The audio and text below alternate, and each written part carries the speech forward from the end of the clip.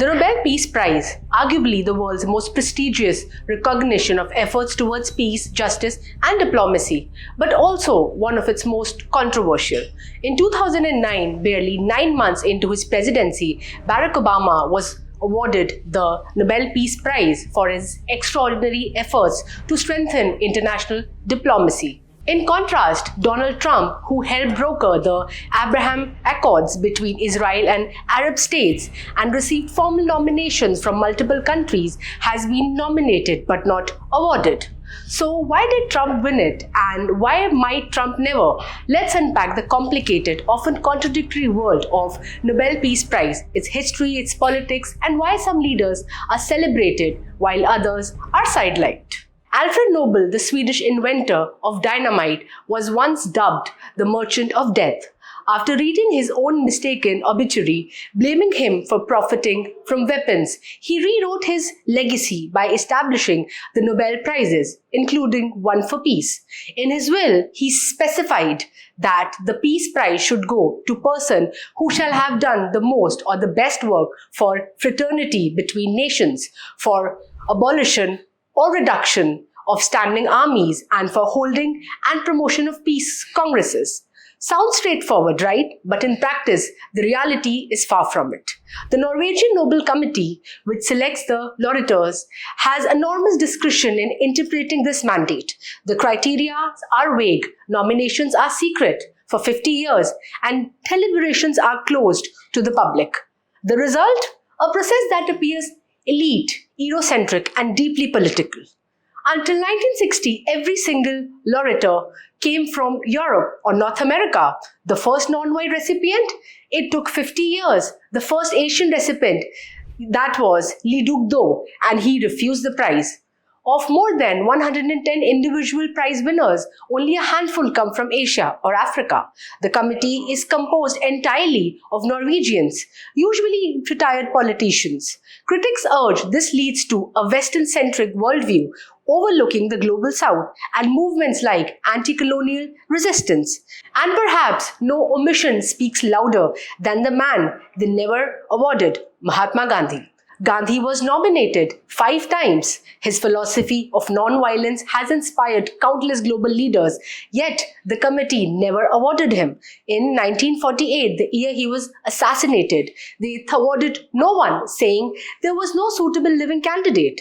The same committee had once received nominations for Adolf Hitler and Stalin. Even Geir Lundestad, a former director of Nobel Institute, admitted the greatest omission in our history is undoubtedly that Mahatma Gandhi never received the Nobel Peace Prize. Ironically, his disciples, Martin Luther King Jr., Nelson Mandela, and Dalai Lama, did receive it. So if Gandhi could be passed over, what does that say about its standards? Let's return to Obama and Trump. When Barack Obama won in 2009, even he seemed surprised. At the time, the US was still fighting wars in Iraq and Afghanistan. Critics said the award was based on hope rather than achievement. The Nobel Committee said they were encouraging the new climate Obama brought to international relations. Now compare that with Trump's nomination by country of Israel, Pakistan, Norwegian lawmaker Christian Tybring-Gjedde for brokering the Abraham Accords, a series of deals that normalized relations between Israel, the UAE, Bahrain, Sudan, and Morocco.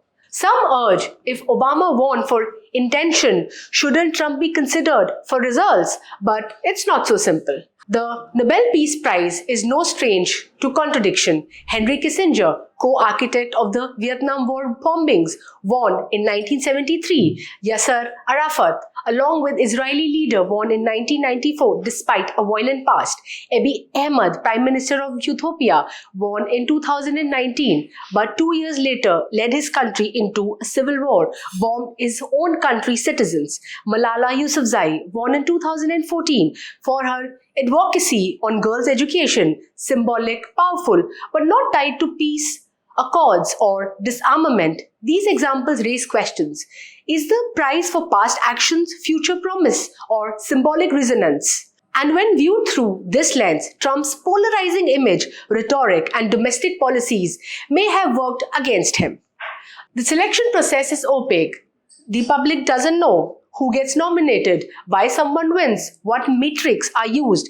It's a small group with little geographic and ideological diversity, making decisions behind closed doors. Accusations of bias, sexism, racism, and political favoritism have plagued the prize for decades. Even Trump himself criticized it, saying, Obama won it for practically nothing. So when Trump was nominated, it sparked a firestorm. Supporters pointed to Middle East diplomacy, highlighted his divisive rhetoric, withdrawal from climate agreements, and domestic unrest. The committee once again was caught between symbolism and substance.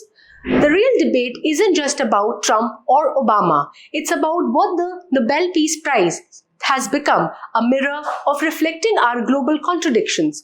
We celebrate peace but reward leaders before peace is even secured. We honor symbolic figures but ignore those effecting quiet systemic change. We criticize the prizes Eurocentric lens but continue treating it as the gold standard for global peace. Until the Nobel Committee addresses these legitimacy gaps, its choices will continue to draw scrutiny. Despite all its contradictions, the Nobel Peace Prize still holds moral weight. It can shine a spotlight on urgent struggles, uplift marginalized voices, and remind us that peace is more than just the absence of war. It's about justice, dignity, and human rights. But it also must evolve. To stay relevant, it needs more transparency, more diversity, and a strong commitment to equity, and not just politics, because in the end, peace is not about popularity.